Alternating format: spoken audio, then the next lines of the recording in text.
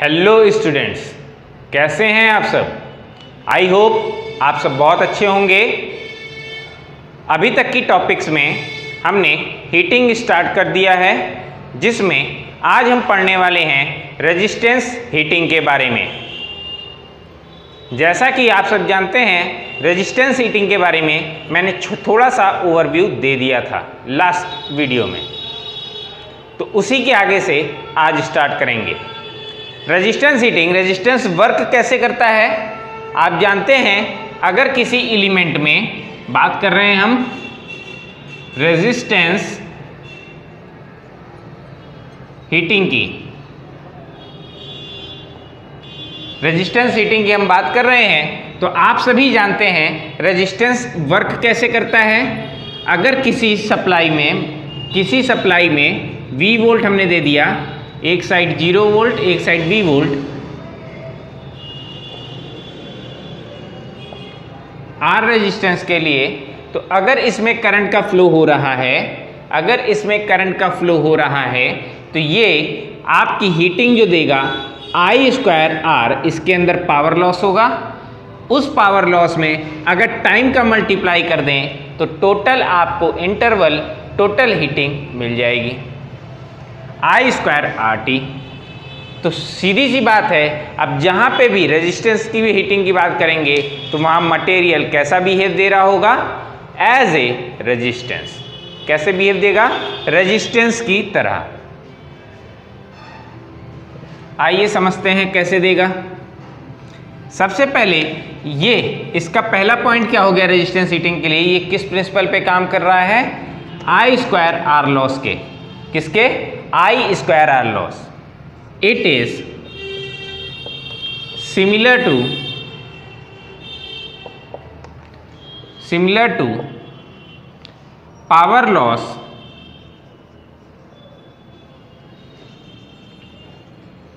Of I²R। ये किसके similar है, पावर लॉस I²R के ये सिमिलर बिहेवियर दे रहा है। अगर ऐसा है तो नेक्स्ट पॉइंट क्या बन जाएगा, तो अब जो भी मटेरियल की हमें हीटिंग करनी है वो मटेरियल कैसा बिहेव देगा, एज ए रेजिस्टेंस। क्या हो गया next point, it is suitable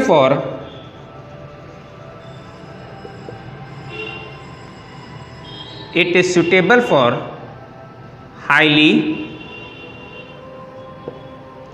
resistive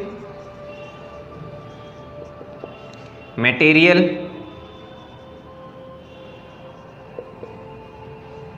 highly resistive materials की अगर हम बात कर रहे हैं तो यहीं से ध्यान दीजिएगा, हमारा मटेरियल कैसा होना चाहिए, उसकी स्पेसिफिक रेजिस्टेंस की वैल्यू क्या हो रही हो, यूजफुल हो। Means it is depend on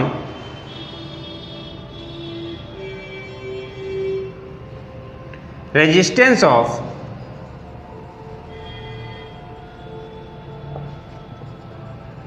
material। किस पे डिपेंड कर रहा है, मटेरियल के रेजिस्टेंस के ऊपर। अब आपने types of material, types of heating पढ़ते समय रेजिस्टेंस हीटिंग के अंदर पार्ट देखा था, डायरेक्ट रेजिस्टेंस, इनडायरेक्ट रेजिस्टेंस। सबसे पहले हम देखेंगे डायरेक्ट रेजिस्टेंस के बारे में।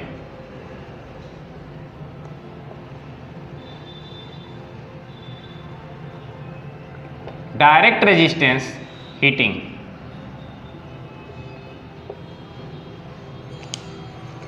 डायरेक्ट रेजिस्टेंस हीटिंग की हम बात कर रहे हैं, तो यहीं से ध्यान दीजिएगा, रेजिस्टेंस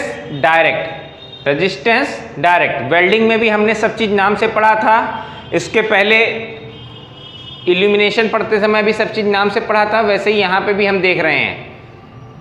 रेजिस्टेंस डायरेक्ट की बात हो रही है, तो अब मान लीजिए हमें किसी मेटल को गर्म करना है। ये मेटल का एक टुकड़ा है जिसे हमें गर्म करना है, तो हम क्या करें, इस मटेरियल को डायरेक्ट क्या करें, सप्लाई के साथ कनेक्ट कर दें। एक इधर से लगा दिए सप्लाई, एक इधर से लगा दिए सप्लाई, दोनों के बीच में हम यहाँ पे सप्लाई डाल दें। अब उससे क्या होगा, सप्लाई जब लगी हुई है तो ये जो मटेरियल है बीच का वो कैसा बिहेवियर देगा, रेजिस्टेंस का बिहेवियर देगा, और रेजिस्टेंस होने के कारण ये डायरेक्टली क्या चालू कर देगा, हीटिंग चालू कर देगा। इस चीज को आपने वहां पे भी समझा था, वेल्डिंग के समय पे भी मैंने क्या कहा था, जहां लूज कनेक्शन होता है वहां स्पार्किंग होती है और वहीं हीटिंग होती है। वैसे यहाँ जब किसी मेटल तक के मेटल एक लोहे की छड़ के दोनों साइड तार लगा के देखिए, स्पार्किंग आपको फील होगी, स्पार्किंग फील होगी। तो ऐसी जगहों पे हम इसका इस्तेमाल करेंगे। थोड़ा पॉइंट्स वाइज समझ लिया जाए इसी चीज को। फर्स्ट पॉइंट की बात कर रहे हैं।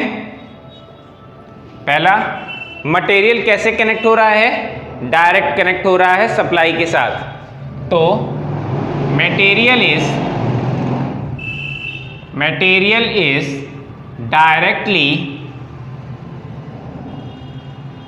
directly used as resistance। किस टाइप का रेजिस्टेंस, सर्किट का, रेजिस्टेंस ऑफ सर्किट। मटेरियल किस तरह से यूज हो रहा है, डायरेक्ट तौर पे रेजिस्टेंस की तरह। क्लियर है? आगे देखिएगा, अगर रेजिस्टेंस की तरह यूज हो रहा है तो इसमें स्पार्किंग होने की चांसेस हैं कि नहीं है, बिल्कुल है। High sparking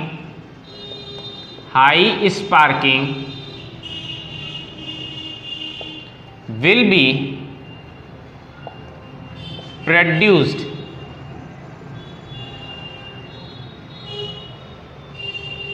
high sparking produce होती है बिना किसी तरह के, विदाउट एनी एक्सटर्नल इफेक्ट। किसी तरह का आपने एक्सटर्नल इफेक्ट नहीं दिया तो आपकी हाई स्पार्किंग प्रोड्यूस होगी। अब इसके लिए क्या करें, समझिएगा थोड़ा सा। ये मान लीजिए मेरा एक फर्नेस है,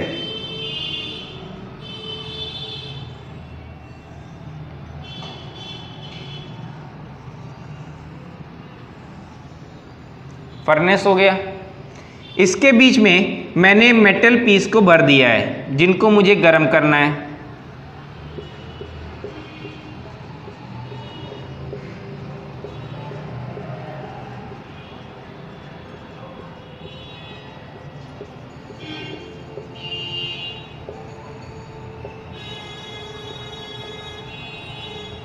भर दिया, मेटल पीस को भर दिया।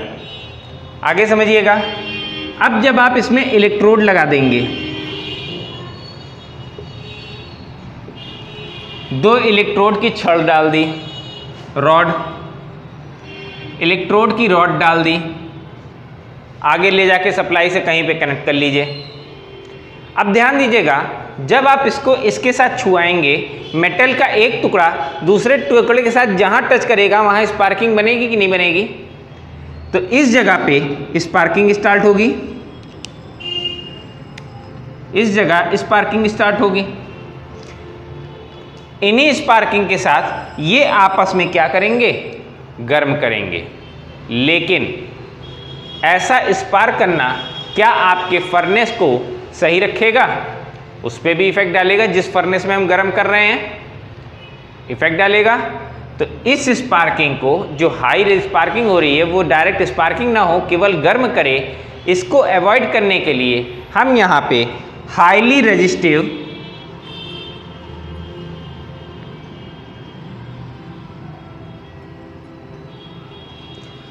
रेजिस्टिव मटेरियल पाउडर डाल देते हैं। ये एक तरह का पाउडर है जो कि इनके बीच में हमने ऊपर भर दिया।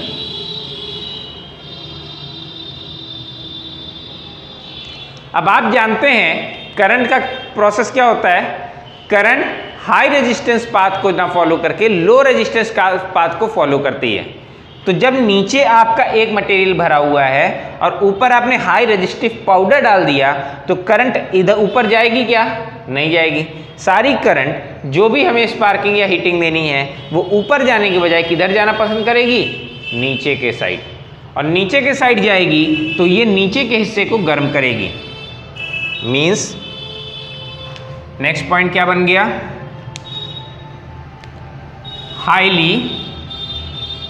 Highly resistive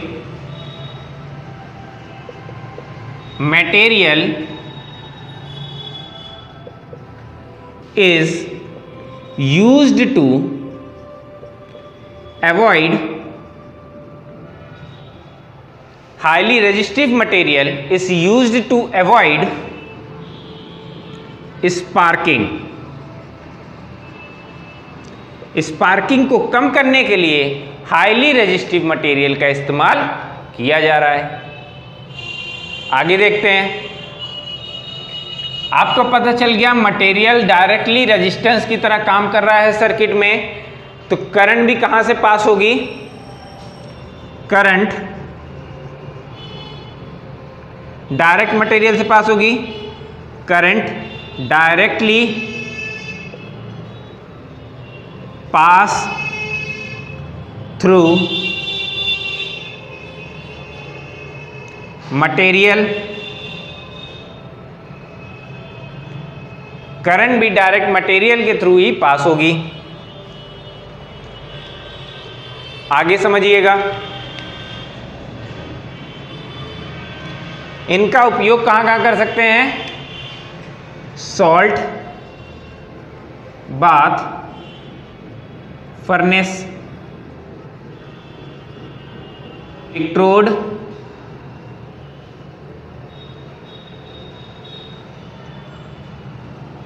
boiler, water heater. एक बार फिर से सारे पॉइंट्स को समझ लेते हैं। क्या क्या कहा मैंने, जो भी मटेरियल का हम इस्तेमाल करने वाले हैं वो मटेरियल डायरेक्ट सर्किट में जोड़ दिया जाएगा।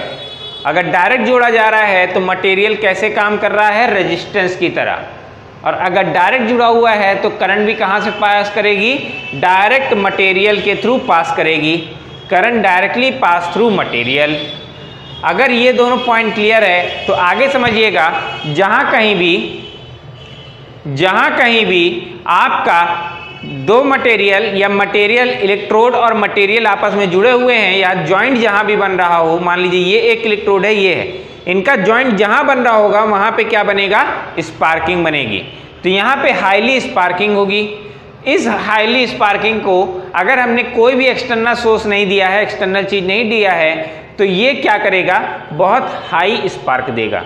लेकिन इसको हम क्या कर सकते हैं, अवॉइड कर सकते हैं। मतलब इसको हम इलिमिनेट कैसे कर सकते हैं, इसको समझने के लिए मैंने क्या कहा, highly resistive material is used to avoid sparking. Highly resistive material, इसके आगे पाउडर भी जोड़ दीजिएगा, यहां पे इसके बीच में पाउडर, ये जो हमने नीला नीला बना रखा है ब्लू कलर से, ये क्या है, पाउडर है। कैसा powder, highly resistive material powder. अब मान लीजिए इस जगह से स्पार्किंग निकल रही है और इसी के आगे हमने हाई रेजिस्टेंस लगा दिया, तो स्पार्किंग हमेशा करंट कहाँ फ्लो करती है, लो रेजिस्टेंस पार्ट में। तो ऊपर जाने के बजाय सारी स्पार्किंग या हीटिंग किधर जाना पसंद करेगी, नीचे के साइड, और नीचे का मटेरियल क्या हो जाएगा, गर्म हो जाएगा। अगर ये बातें क्लियर हों तो इसी के आगे हम देखेंगे indirect resistance heating. Indirect resistance heating के बारे में जब हम देखेंगे, क्या कहना चाह रहे हैं इसके अंदर, इनडायरेक्ट रेजिस्टेंस हीटिंग की जब हम बात करते हैं तो अब जो मटेरियल हम यूज कर रहे हैं वो करंट के साथ या सप्लाई के साथ हमारे डायरेक्टली ज्वाइंट नहीं होता है। तो होगा कैसे, ऐसे समझ लीजिए, आप सबके ने हीटर जरूर देखा होगा, घर में हीटर जो लगा होता है उसमें अक्सर करके आपने खाना वगैरह गरमाया होगा, या हीटर के अंदर और भी कई सारे काम किए होंगे। तो हीटर के अंदर होता क्या है, एक सप्लाई के थ्रू कॉइल जुड़ी होती है जो गर्म होती है, और उसकी हीटिंग गर्म होकर के किसी दूसरे मटेरियल को जो आप उसके ऊपर रख रहे हैं या उसके आसपास रख रहे हैं उसको क्या करती है, गर्म करती है। सेम प्रोसेस में ये हमारी कॉइल्स हैं, 1 2 3 4 5 6, ऐसे कितनी भी कॉइल्स हम लगा सकते हैं। ओवन है, ओवन में भी होता है। टोस्टर आपने सुना होगा, जो ब्रेड वगैरह गर्म करने के लिए होता है, उसमें भी रहता है। तो आसपास हीटर्स लगे हैं और उसके बीच में हमने मटेरियल को इंसर्ट कर दिया। बीच में जो मटेरियल हमें गर्म करना है उसको हमने डाल दिया। अब जब हम इन कॉइल में सप्लाई देंगे, इन सारे कॉइल्स में सप्लाई देंगे, तो ये गर्म होगा और ये गर्म होकर के अपनी हीट ट्रांसफर करेगा इस मटेरियल को। क्या करेगा? इस मटेरियल को हीटिंग ट्रांसफर करेगा। तो अब सप्लाई के साथ ये डायरेक्ट कनेक्ट नहीं है, इसलिए इसको क्या कहेंगे? Indirect resistance heating. समझ लीजिएगा, material is indirect resistance heating में, जैसे कि डायरेक्ट में आपने देखा था मटेरियल डायरेक्टली कनेक्ट था, इसमें सबसे पहला पॉइंट यही है कि हीटिंग जो भी हो रही है वो डायरेक्ट ना होकर के अब कैसे हो रही है? कंडक्शन, कन्वेक्शन और रेडिएशन। हीटिंग के फ्लो होने के 3 वेज मैंने स्टार्टिंग में ही बता दिए थे पहले लेक्चर में। उसी में से अब जो हीटिंग हो रही है इसमें डायरेक्ट तो कनेक्ट है नहीं, तो ये डायरेक्ट नहीं कनेक्ट है, तो किस तरह से क्या हीटिंग पॉसिबल होगी? कंडक्शन, कन्वेक्शन एंड रेडिएशन के थ्रू। इन्हीं 3 में से किसी तरीके से हो सकती है। आगे समझिएगा, पहला पॉइंट क्या हो गया? Heating is done through conduction, convection and radiation. Heating हो रही है किससे? कंडक्शन, कन्वेक्शन और रेडिएशन प्रोसेस से। दूसरा पॉइंट क्या कह रहा है? रेजिस्टिव हीटिंग एलिमेंट या चार्ज प्रोड्यूस हीट, हीट को प्रोड्यूस करेगा और उसके बाद transfer to the body that needs to heat, और अपनी गर्मी को, अपनी हीट को दूसरे एलिमेंट, दूसरी बॉडी पे ट्रांसफर करेगा। कैसे? समझिएगा, मैंने क्या कहा? ये कॉइल है, मान लीजिए आपकी, ये आपकी बिल्कुल हीट हो गई। हीट होगी तो इसकी हीटिंग, इसकी गर्मी अगल बगल निकलेगी कि नहीं निकलेगी? और इसके पास रखा हुआ बॉडी जो इसके साथ लगा हुआ है या इसके पास रखा हुआ है, वो भी क्या होगा? साथ में गर्म होने लगेगा। आप खुद से फील करिएगा, एक 100 वॉट का बल्ब ले लीजिएगा, जो पहले पीले वाले चलते थे, येलो वाले, उनको आप जला दीजिएगा और उसके पास अपने हाथ को दूर से ही, थोड़े दूर रखिएगा नहीं तो जल जाएंगे, थोड़ा दूर रखेंगे तो आपको फील होगा थोड़ी देर बाद कि आपका हाथ भी गर्म होने लगा। ये होता क्यों है? उसके अंदर का टंगस्टन फिलामेंट धीरे धीरे क्या हो रहा है? हीट कर रहा है। जैसे जैसे वो हीट कर रहा है और अपनी हीट को ट्रांसफर करता है, तो वो हीट आपके बॉडी तक, आपके सरफेस तक पहुंचती है इन 3 मेथड से, कंडक्शन, कन्वेक्शन या रेडिएशन से। वो हीटिंग आपको फील होती है और आपकी बॉडी क्या होती है? गर्म होने लगती है। Same process, resistive heating element या चार्ज प्रोड्यूस्ड हीट, जो हीटिंग एलिमेंट हम लगा रहे हैं वो हीट को क्या करेगा? प्रोड्यूस करेगा और and transfer to the body that needs to heat, जो गर्म होना चाहती है। आगे समझिएगा, अब ये चीज तो समझ में आ गया कि ऐसा कुछ हो रहा है हीटिंग, लेकिन अगर यहाँ पे हमने मान लीजिए डायरेक्ट तार लगाया होता पहले के कंपैरिजन में, जैसे डायरेक्ट हीटिंग में कर रहे थे, तो वहां पे एक बराबर से करंट का फ्लो सब तरफ होता कि नहीं होता? बिल्कुल होता। अब मान लीजिए ये कॉइल इधर से इतने के लिए काम की, फिर इधर से इतने के लिए काम की, इसके आगे यहां तक काम की, बीच का ये हिस्सा खाली रह गया कि नहीं? ये हिस्सा बीच में खाली रह गया कि नहीं? वैसे ही यहां पे भी खाली है, इधर भी खाली है, इस जगह भी खाली है। कहने का मतलब ये है कि कहीं ना कहीं अनइवन पोर्शन जरूर मिलेगा। इन्हीं अनइवन पोर्शन के पास से इनकी जो हीटिंग बन रही है वो क्या एक बराबर से रहेगी? इसके ठीक सामने ज़्यादा होगा, बगल में कम होगा, इसके ठीक सामने ज़्यादा होगा, इसके बगल में कम हीट होगा। ऐसा होगा कि नहीं होगा? वैसे ही ऐसे समझ लीजिए एक रूम में हीटर चल रहा हो, रूम हीटर हो, रूम हीटर के ठीक सामने इंसान बैठा है और उसके बगल साइड बैठा है, गर्मी किसको ज़्यादा लगेगी? भले ही सेम डिस्टेंस पे भी अगर बैठे हों तो भी जो आदमी उसके ठीक सामने बैठा है उसको ज़्यादा गर्मी लगेगी। वैसे ही इसमें जो हीटिंग प्रोसेस होता है वो अनइवन होता है, मतलब कि अनयूनिफॉर्म। हाई टेम्परेचर नहीं मिल सकता पहली बात, दूसरा यूनिफॉर्म हीटिंग भी नहीं मिल सकती, इसलिए can not be high temperature and uniform heating can not be obtained. क्या कहा मैंने? High temperature and uniform heating can not be obtained. High temperature भी नहीं मिल सकता, यूनिफॉर्म हीटिंग भी नहीं मिल सकती। अब इतनी चीजें अगर क्लियर हों तो एग्जाम्पल बचता है। एग्जाम्पल क्या कह रहा है, कहाँ कहाँ लगा सकते हैं? रूम हीटर के तौर पे मैंने एग्जाम्पल ले लिया। इमर्शन वाटर हीटर, ये आपने देखा होगा घरों में पानी गर्माने के लिए ठंडियों के दिन में इस्तेमाल किया जाता है वाटर हीटर, उसे क्या कहते हैं? Immersion water heater. Immersion water heater में भी एक रेजिस्टेंस की कॉइल उसी इमर्शन रॉड के अंदर अवेलेबल होती है और उसकी हीटिंग पानी को गर्म करती है। डोमेस्टिक हीटर्स, जो घर पे आपने लोहे के हीटर्स देखे होंगे उसमें रेजिस्टेंस लगा हुआ है, उसकी हीटिंग से आप कोई भी मटेरियल, खाना गर्म करना हो तो भी कुछ भी मटेरियल गर्म करना होता है उसी के थ्रू कर लेते हैं। तो डोमेस्टिक हीटर, वैसे ही डोमेस्टिक के साथ साथ आप कॉमर्शियल भी लगा सकते हैं, सेम प्रोसेस हो जाएगा। इतनी चीज़ें क्लियर हो तो अब हम आगे पढ़ेंगे प्रॉपर्टीज ऑफ रेजिस्टेंस हीटिंग। क्या क्या प्रॉपर्टीज होनी चाहिए? प्रॉपर्टीज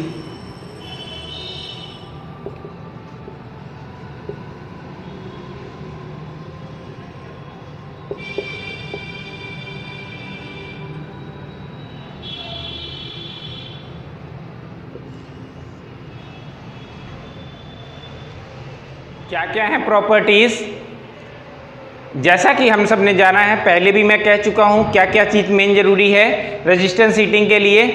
हाई रेजिस्टिव एलिमेंट होना चाहिए। जो भी एलिमेंट का हम इस्तेमाल कर रहे हैं वो सभी एलिमेंट हाईली रेजिस्टिव एलिमेंट होने चाहिए। हाईली रेजिस्टिव एलिमेंट होना जरूरी है।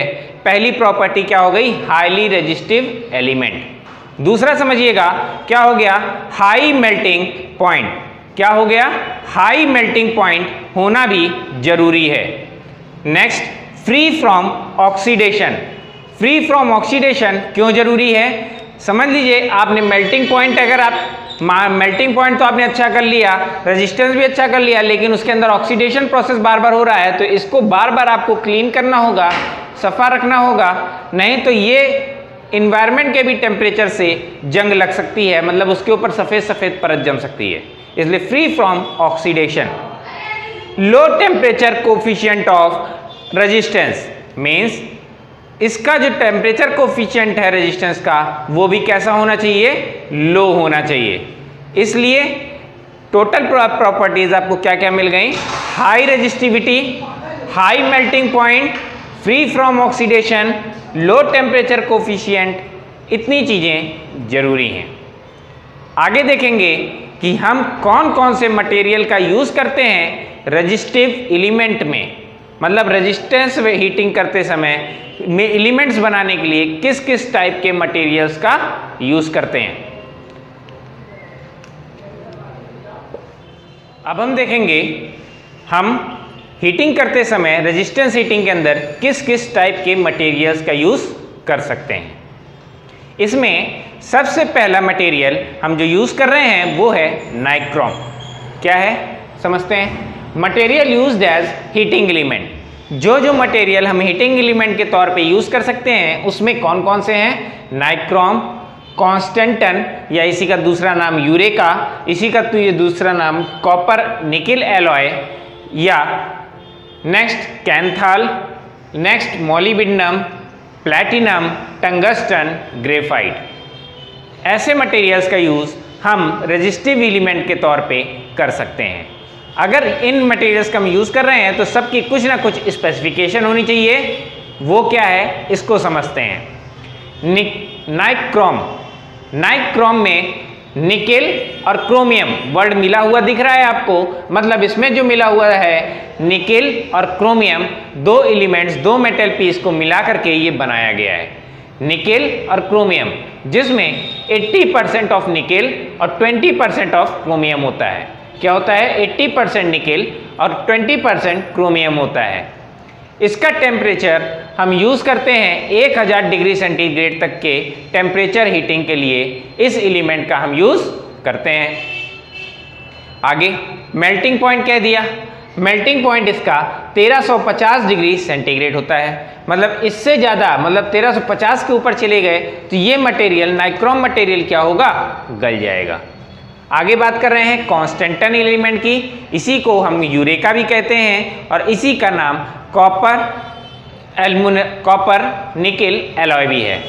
कॉपर निकिल एलॉय भी है। क्या हो गया, निकिल और क्रोमियम, निकिल और क्रोमियम को मिला करके यहाँ भी निकिल क्रोमियम है, यहाँ भी निकिल क्रोमियम है, लेकिन अब परसेंटेज का डिफरेंस हो गया।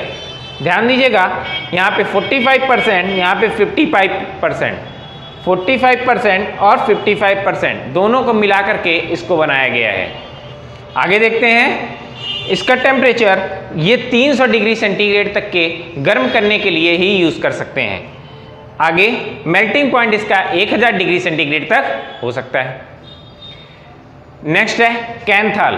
कैंथाल को हम आयरन क्रोमियम एल्युमिनियम एलॉय भी कहते हैं। क्या, आयरन क्रोमियम एल्युमिनियम एलॉय ये भी कहा जाता है। इसमें नाम में दिख रहा है आयरन भी मिला होगा, एल्युमिनियम भी मिला होगा, क्रोमियम भी मिला होगा, तो तीनों को हमने मिला दिया, जिसमें आयरन का परसेंटेज 63%, क्रोमियम का आपको 20 से 23% तक और एल्युमिनियम का 4 से 7% के बीच होता है। अगर ऐसा है तो आगे समझिएगा मेल्टिंग पॉइंट रेंज का। इसका टेम्परेचर हम मेल्टिंग पॉइंट इसका 1500 डिग्री सेंटीग्रेड तक है। 1500 डिग्री सेंटीग्रेड पे ये पिघल रहा है तो गर्म कहाँ तक कर सकते हैं, 1200 तक इसको गर्म कर सकते हैं। मतलब 1000 to 1200 तक हम इसको इजीली गर्म करने में इस्तेमाल कर सकते हैं। मॉलिबेडनम, मॉलिबेडनम में ये आपका खुद का मटेरियल है। इसमें टेम्परेचर रेंज 2000 डिग्री सेंटीग्रेड तक के मटेरियल को गर्म करने में हम इसका यूज कर सकते हैं। मेल्टिंग पॉइंट इसका 3000 डिग्री सेंटीग्रेड का होता है। ये सारे ही क्वेश्चंस पूछे हुए हैं, इसलिए ये याद करने वाले डाटा हैं, इनको याद कर लीजिएगा। कुछ डाटा याद करने के लिए होते हैं, उन्हीं में ये भी है। प्लैटिनम, प्लैटिनम में का टेम्परेचर 1500 डिग्री सेंटीग्रेड और 2300 डिग्री सेंटीग्रेड मेल्टिंग पॉइंट होता है। वैसे ही टंगस्टन के लिए टेम्परेचर 2000 डिग्री सेंटीग्रेड और मेल्टिंग पॉइंट 3400 डिग्री सेंटीग्रेड होता है। सबसे ज़्यादा पूछा जाने वाला आपका मटेरियल ग्रेफाइट होता है। सबसे ज़्यादा हीटिंग एलिमेंट में पूछा जाने वाला मटेरियल ग्रेफाइट है, जो कि 3000 डिग्री तक के लिए सेंटीग्रेड तक के लिए सूटेबल है। और ये किसी भी टेम्परेचर को, किसी भी मतलब लो में करना हो, हाई में करना हो, कहीं पे भी कैसे भी टेम्परेचर का यूज़ करना हो, हर जगह पे इस मटेरियल का यूज़ कर सकते हैं। It is use for any temperature, किसी भी टेम्परेचर पे यूज़ कर सकते हैं। और ऑपरेटिंग रेंज इसकी क्या होती है, 600 वोल्ट। 600 वोल्ट हमने सप्लाई दे दी तो ये इजीली ऑपरेट करने लगेगा। इतनी चीज़ें क्लियर हों तो अब हीटिंग एलिमेंट में रेजिस्टिव हीटिंग के अंदर केवल एक टॉपिक बचता है कि कम हीटिंग में, मतलब 300 डिग्री भी आप देख रहे हैं, यहाँ पे 3000 भी देख रहे हैं, यहाँ से लेके इतने रेंज तक में हर तरह की हीटिंग करने से क्या क्या इफेक्ट आ सकता है। हीटिंग से जैसे आपने हार्डनिंग सुना होगा, कठोर करना किसी चीज़ को, और कई जगह पे मेल्टिंग सुना होगा, किसी चीज़ को बिल्कुल पिघला देना। तो हार्ड करने के लिए कितना टेम्परेचर चाहिए और मेल्ट करने के लिए किस तरह का टेम्परेचर चाहिए, इसके बारे में थोड़ा सा जानेंगे आगे। इसको अच्छे से नोट कर लीजिएगा आप लोग।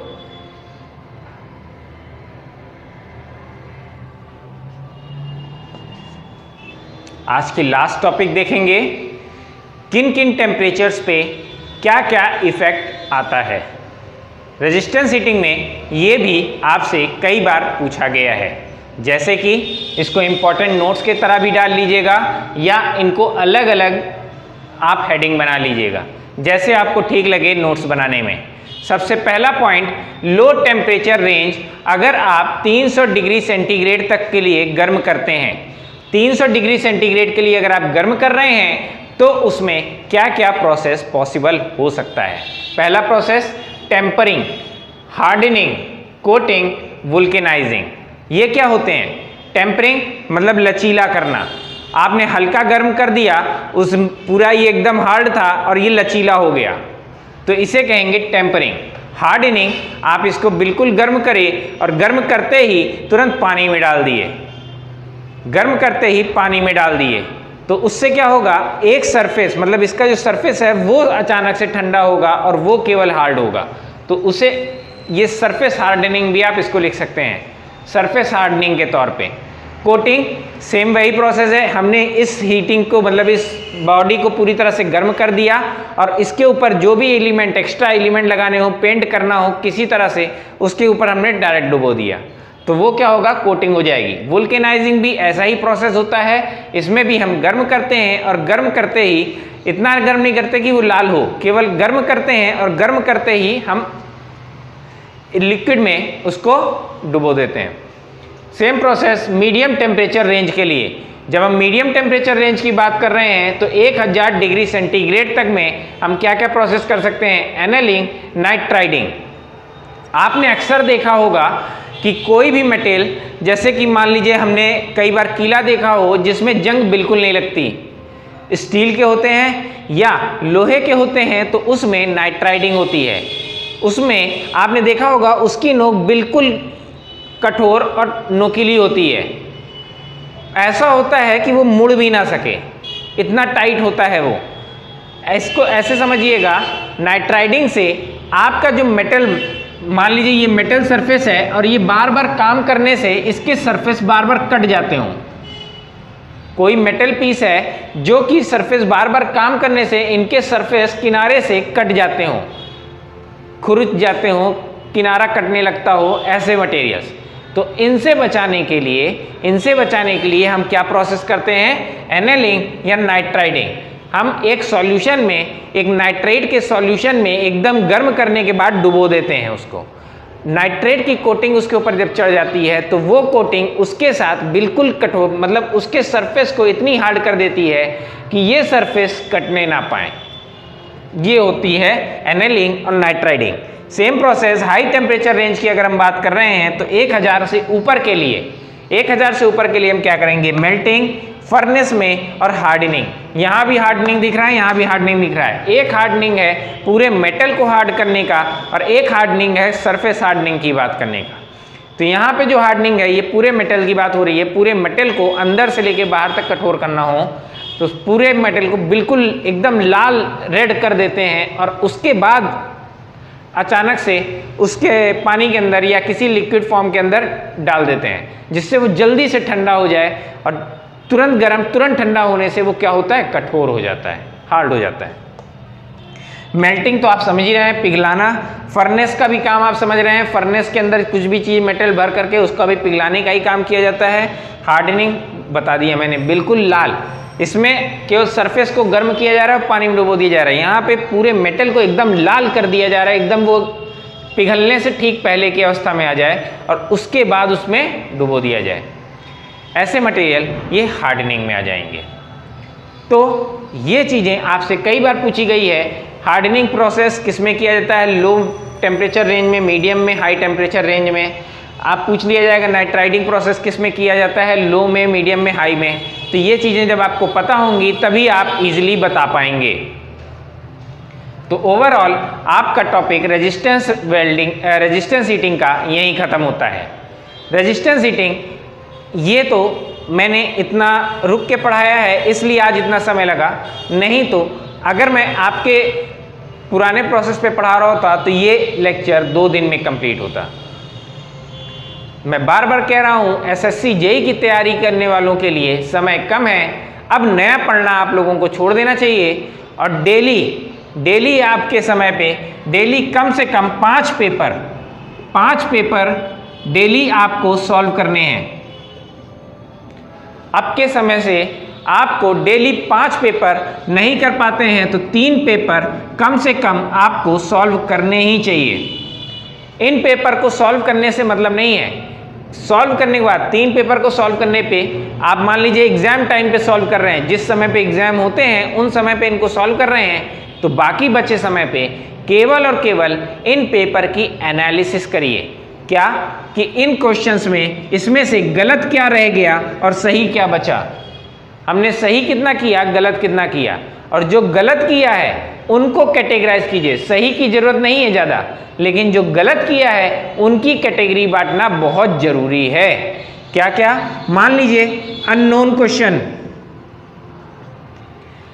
गलतियां जिन क्वेश्चंस में हो रही है उनको कैटेगरी में कैसे बांटेंगे। हमने बांट दिया पहला क्वेश्चन गेस वर्क, हमने इसमें से गेस कितना मारा था और सही गलत कितना हो गया, उसमें से गेस वाले क्वेश्चंस कितने गलत हो गए मेरे, ये देखना है। उसके बाद न्यूमेरिकल क्वेश्चन, उसमें से कितने गलत हो गए, न्यूमेरिकल क्वेश्चन सॉल्व करने में कितने गलत हो गए। उसके बाद आपको बांटना है थ्योरी में, थ्योरी क्वेश्चन सॉल्व करने में जो आपने पढ़ा था और गलत हो गए, तो numerical question, guess work, theory work, इनको आपको बांटना है। और इसके बाद बचे हुए पोर्शन में जैसे एक्स्ट्रा अननोन क्वेश्चन या नोन क्वेश्चन जो बिल्कुल नए थे, आज तक आपने देखे नहीं, तो उनको एक्स्ट्रा कैटेगरी में डाल लीजिएगा जो गलत हो गए। गलत क्वेश्चंस को पढ़ना बहुत जरूरी है, गलतियां कम से कम हो एग्जाम में, ये जरूरी है। क्वेश्चन ज़्यादा करके आए, कितने लोग होते हैं पूरे 200 क्वेश्चन में से 200 करके आते हैं फिर भी फेल हो जाते हैं, लेकिन ऐसा आपको नहीं करना है। आप उतना ही करिए जो आपको आ रहा है और वो भी सही हो। तो ये गलती आपको पता चलनी चाहिए, इसलिए इसकी एनालिसिस बराबर स्टार्ट कर दीजिए, तभी आपका एसएससी जेईई की तैयारी करने वालों के लिए क्लियर होगा। वीडियो अच्छी लगी हो तो ज़्यादा से ज़्यादा लोगों तक शेयर करें, लाइक करें, सब्सक्राइब करें। Please like, subscribe and share. Thank you.